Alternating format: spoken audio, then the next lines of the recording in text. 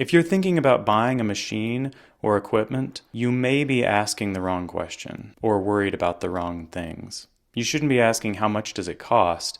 You should be asking how much can it make you. First, you have to figure out how are you going to pay for it. It's probably either cash or debt. If you pay with cash, you avoid interest, but you tie up capital. If you finance it, you get to keep your cash, but now the machine has to outproduce your monthly payment. The Section 179 deduction is something you need to know about. Here's what people miss. With Section 179, you can often write off the entire cost of the equipment in the first year, even if you're financing it. That means real tax savings, probably 20 to 30%. So if the machine costs $100,000, you're really only paying $70,000. You have to think of equipment as an asset. It's not a cost like labor or rent. Even after you depreciate it, it should go on your balance sheet as an asset. You can sell it in the future, trade it in, repurpose it. Most well-made machines don't lose much value over time. You also need to factor in the cost to run the equipment. You should look at labor savings, but also consider maintenance. Most automation reduces your cost per unit, especially if you're replacing manual work.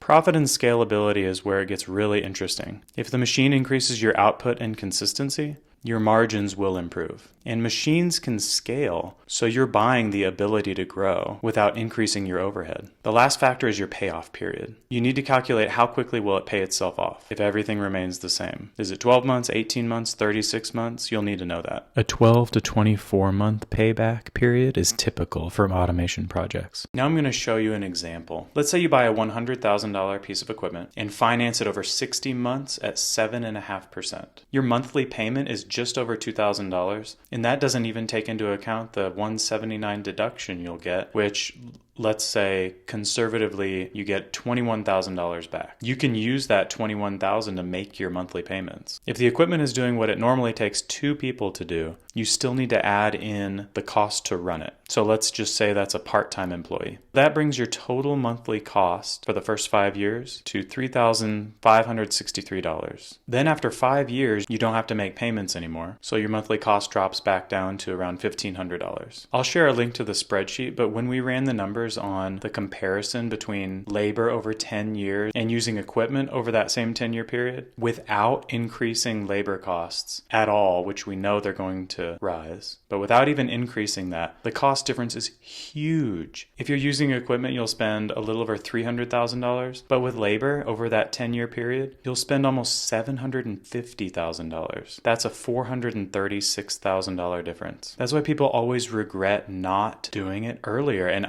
I've done the same thing. Just check out the spreadsheet. It's shocking. And get in touch with us if you want to run a more personalized calculation.